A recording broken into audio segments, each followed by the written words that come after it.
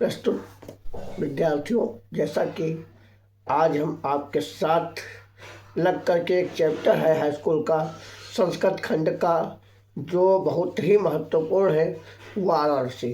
वो वाराणसी चैप्टर इतना महत्वपूर्ण है जिसकी जितनी प्रशंसा की जाए, हर वर्ष यहाँ से कोई न कोई व्याख्या, कोई न कोई भाग का अंश लिखित रूप में स्वाभाविक रूप से आ ही जाता है। और इसको हल करने के लिए आप एक पैराग्राफ को लाइन टू लाइन पढ़ें और लाइन टू लाइन उसकी व्याख्या समझते चलें। तो सबसे पहले इसका संदर्भ लिखेंगे। प्रस्तुत गद्य खंड हमारी पाठ्य पुस्तक में संस्कृत खंड में संकलित वाराणसी नामक पाठ से अवतरित किया गया है। अब बात करते हैं पैराग्राफ की। पैराग्राफ वाराणसी सुविख्याता प्राचीन नगरी अस्ति। तो वाराणसी बहुत प्रसिद्ध पुरानी नगरी है या प्राचीन नगरी है। अस्य एवं विमल सलिल तरंगायाम गंगायाम कूले स्थिता अस्ति। यह स्वच्छ व पावन पवित्र जल की लहरों वाली गंगा के किनारे स्थित है। अस्य घट्टानाम वलय आकृति पंक्तिभ्य धवलायाम चंद्रिकायाम बहुराजन्ते। इसके घाटों की घुमावदार पंक्ति सफेद चांदनी में बहुत सुंदर लगती है। अगणित पर्यटका सुधीरेभ्या देशेभ्या नित्यम अत्र आयान्ति अस्या घट्टानां शोभा विलोक्य इमाम बहु प्रशंसते। तो यहाँ प्रतिदिन, नित्यम माने प्रतिदिन, बहुत दूर दूर से अनेक पर्यटक आते हैं, अनेक यात्रीगण आते हैं और इसके घाटों की सुंदरता देख करके इसकी अत्यधिक प्रशंसा करते हैं। इसका जो दूसरा अंक है, दूसरा भाग है, वाराणस्या प्राचीन कालादेव गेहे गेहे विद्याम दिव्यम ज्योति द्योतते। तो वाराणसी की वाराणसी में प्राचीन काल से ही घर घर में विद्या की दिव्य माने अलौकिक ज्योति प्रवाहित है या प्रकाशित है। अगला देखिए, अधुना अपि अत्र संस्कृत वाग्धारा सततम प्रवहन्ति। तो आज भी यहाँ संस्कृत वाणी की धारा लगातार प्रवाहित हो रही है। जनानां ज्ञानस्य वर्धन्ति, और लोगों का ज्ञान बढ़ा रही है। जनानां ज्ञानस्य वर्धन्ति, और लोगों का ज्ञान बढ़ा रही है। अत्र अनेके आचार्य मूर्धन्या विद्वांसा वैदिक वाङ्मयस्य अध्ययने अध्यापने चा इदानीं निरताः। तो इसका अर्थ होगा यहाँ इस समय यहाँ अनेक आचार्य, मूर्धन्य माने उच्च कोटि के, विद्वांसा माने विद्वान, वैदिक साहित्य के अध्ययन अध्यापन में लगे हुए हैं। वैदिक साहित्य के अध्ययन अध्यापन में लगे हुए हैं। अगली लाइन है, न केवल भारतीय अपितु वैदेशिका गिरवाण्या अध्ययनाय अत्र आगच्छन्ति निःशुल्क च विद्या गृह्णन्ति। न केवल भारतीय ही बल्कि विदेशी भी देववाणी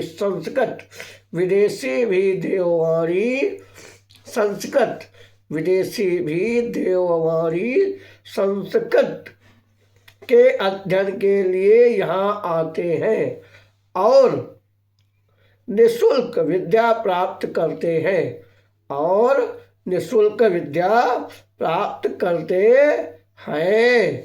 अत्र हिंदू विश्वविद्यालय, संस्कृत विश्वविद्यालय, काशी विद्यापीठम इत्यन एव त्रय विश्वविद्यालया सन्ति एषु नवीनानां प्राचीनास्य ज्ञान विज्ञान विषयाणाम अध्ययनम प्रचलन्ति। यहाँ हिंदू विश्वविद्यालय, संस्कृत विश्वविद्यालय और काशी विद्यापीठ, ये 3 विश्वविद्यालय हैं जहाँ नवीन और प्राचीन ज्ञान विज्ञान विषयों का अध्ययन प्रचलित है। अध्ययन प्रचलित है या चलता रहता है। इसका तीसरा पैराग्राफ जो देखते हैं, एषा नगरी भारतीय संस्कृते संस्कृत भाषायाश्च केंद्र स्थलम अस्ति। यह नगरी भारतीय संस्कृति और संस्कृत भाषा का केंद्र स्थल है या केंद्र स्थान है। इत एव संस्कृत वाङ्मयस्य संस्कृतेस्य आलोका सर्वत्र प्रसृतः। तो इसका अर्थ होगा, यहाँ से संस्कृत साहित्य और संस्कृत का प्रकाश चारों ओर फैला है। संस्कृत साहित्य और संस्कृत का प्रकाश चारों ओर फैला हुआ है। अगली लाइन है, मुगल युवराज दारा शिकोह अत्र आगत्य भारतीय दर्शन शास्त्राणाम अध्ययनम अकरोत्। मुगल युवराज दारा शिकोह ने यहाँ आकर भारतीय दर्शन शास्त्र का अध्ययन किया। तो मुगल युवराज दारा शिकोह ने यहाँ आकर भारतीय दर्शन शास्त्रों का अध्ययन किया या दर्शन शास्त्र का अध्ययन किया। देखिए, सा तेषां ज्ञानेन तथा प्रभाविता अभवत्। वह उसके ज्ञान से प्रभावित हुआ। वह उनके ज्ञान से इतना प्रभावित हुआ। वह उनके ज्ञान से इतना प्रभावित हुआ कि यत माने कि तेन उपनिषदाम अनुवाद पारसी भाषायाम कारिता। उसने उपनिषदों का अनुवाद पारसी भाषा में करवाया। अब अगला पैराग्राफ, चौथा पैराग्राफ है, इयम नगरी विविध धर्माणाम संगम स्थली। यह नगरी विविध धर्मों की संगम स्थली है। यह नगरी विविध धर्मों की संगम स्थली है। महात्मा बुद्ध, तीर्थंकरा, पार्श्वनाथ, शंकराचार्य, कबीरा, गोस्वामी तुलसीदासा अन्ये च बहवः महात्मनान् अत्र आगत्य स्वीयान् विचारान् प्रसारयत्।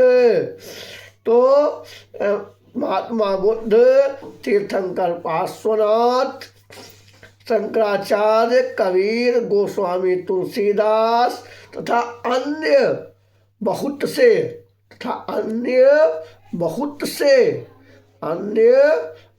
से महात्माओं ने यहाँ आकर अपने विचारों का प्रसार किया।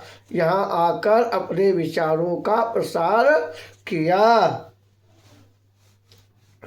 अगली लाइन है कि न केवल दर्शने साहित्ये धर्मे अपितु कला क्षेत्रे अपि इयं नगरी विविधानां कलानां शिल्पांश कृते लोके विस्तृतः।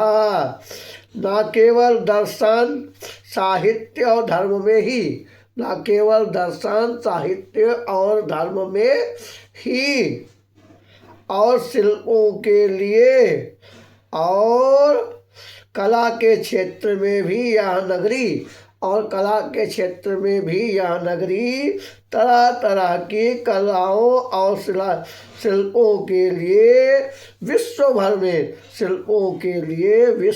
में प्रसिद्ध है। विश्व भर में प्रसिद्ध है। अब देखिए अगली लाइन इसकी है, अंतिम लाइन है कि अत्र कौशेय साटिकाम देशे देशे सर्वत्र स्पृहन्ते। तो यहाँ की रेशमी साड़ियाँ देश भर में सभी जगह पसंद की जाती हैं। यहाँ की रेशमी साड़ियाँ देश में सभी जगह पसंद की जाती, स्पृहन्ते माने पसंद की जाती हैं। अत्र आगत्य प्रस्तरमूर्तयः प्रस्थिता अस्ति। यहाँ की पत्थर की मूर्तियाँ भी प्रसिद्ध हैं। यहाँ की पत्थर की मूर्तियाँ भी प्रसिद्ध हैं।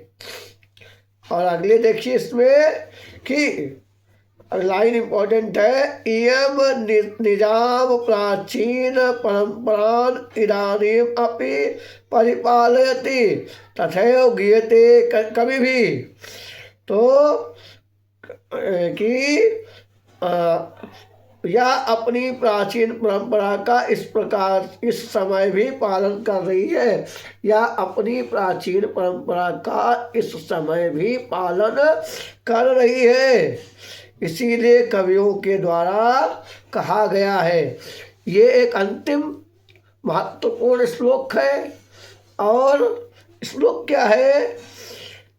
मरणम मंगलम यत्र विभूतिश्च विभूषणम कौपीनम यत्र कौशेयम सा काशी के नियते। तो इसका संदर्भ हम इस प्रकार से लिखेंगे। प्रस्तुत श्लोक हमारी पाठ्य पुस्तक में संस्कृत खंड में संकलित वाराणसी नामक पाठ से लिया गया है या अवतरित किया गया है। तो आइए इसका अर्थ समझते हैं। जहाँ मरना मंगलकारी है, जहाँ भस्म ही आभूषण है, जहाँ लंगोट ही रेशमी वस्त्र है, जहाँ लंगोट ही रेशमी वस्त्र है, वह काशी किसके द्वारा मापी जा सकती है? वह काशी किसके द्वारा मापी जा सकती है? और अब हम आपके साथ इसके जो महत्वपूर्ण प्रश्न हैं उन पर भी चर्चा पाठ में कर लेते हैं, क्योंकि पूछ लिया जाता है चैप्टर से प्रश्न। वाराणसी नगरी कुत्र स्थिता? वाराणसी नगरी कहाँ स्थित है? तो वाराणसी नगरी जो है वह गंगा या नद्या कुले स्थित। वाराणसी नगरी गंगा नदी के किनारे स्थित है। कस्या शोभनम अवलोक्य वैदेशिका पर्यटका वाराणसी बहु प्रशंसते। किसकी शोभा को देख करके विदेशी पर्यटक वाराणसी की बहुत प्रशंसा करते हैं। गंगाया घट्टानाम शोभनम अवलोक्य वैदेशिका पर्यटका वाराणसी बहु प्रशंसते। गंगा के घाटों की शोभा को देख करके, गंगा के घाटों की शोभा को देख करके विदेशी पर्यटक भी वाराणसी की बहुत प्रशंसा करते हैं। अगला तीसरा क्वेश्चन है, वाराणस्या गेहे गेहे किम ज्योति? वाराणसी के घर घर में क्या प्रकाशित हो रहा है, क्या प्रचारित हो रहा है? तो वाराणस्या गेहे गेहे विद्या दिव्य ज्योति। वाराणसी में घर घर में विद्या की अलौकिक ज्योति प्रवाहित हो रही है। अगला देखिए, संपूर्णानंद संस्कृत विश्वविद्यालय कस्या नगर्याम विद्यते? संपूर्णानंद संस्कृत विश्वविद्यालय वाराणस्या नगर्याम विद्यते। संपूर्णानंद संस्कृत विश्वविद्यालय वाराणसी नगर में स्थित है। अगला, वाराणस्या कियम विश्वविद्यालय सन्ति? वाराणस्या त्रयः विश्वविद्यालय सन्ति। वाराणसी में 3 विश्वविद्यालय हैं। अगला क्वेश्चन देखिए, वाराणसी कस्या भाषाया केंद्र स्थलम अस्ति? वाराणसी किस भाषा का केंद्र स्थल है? तो वाराणस्या संस्कृत भाषाया केंद्र स्थलम अस्ति। वाराणसी संस्कृत भाषा का केंद्र स्थल है। वाराणसी नगरी के साथ संगम स्थलीय थी। तो यही क्वेश्चन फिर बन रहा है बार बार। वाराणसी नगरी विविध धर्मानां संगम स्थली। वाराणसी नगरी जो है विभिन्न धर्मों की संगम स्थली है। वाराणसी जो है विभिन्न धर्मों की संगम स्थली है। वाराणसी जो है विभिन्न धर्मों की संगम स्थली है। वाराणसी किमर्थम प्रसिद्धा? वाराणसी क्यों प्रसिद्ध है? वाराणसी विद्या दर्शन साहित्य धर्म कला शिल्पांतरम च प्रसिद्धास्ते। वाराणसी विद्या, दर्शन, साहित्य, धर्म, कला और शिक्षा के लिए प्रसिद्ध है। वाराणसी नगरी के शाम कृते लोके विश्रुता संति। तो वाराणसी की नगरी के बारे में क्या सुना जाता है? वाराणसी नगरी विद्या कलानाम संस्कृत भाषा है संस्कृतेश कृतम विश्रुता अस्ति। वाराणसी नगरी विद्या, संस्कृत भाषा और संस्कृत के लिए जानी जाती है। अगला क्वेश्चन है कुत्र मरणम मंगलम भवति। बहुत इंपॉर्टेंट क्वेश्चन है, मोस्ट इंपॉर्टेंट क्वेश्चन है। और वाराणसी मरणम मंगलम भवति, वाराणसी में मरना मंगलकारी होता है। दारासिको वाराणसी अत्रागत किम अकरोत्, दारासिको वाराणसी आकर के क्या किया?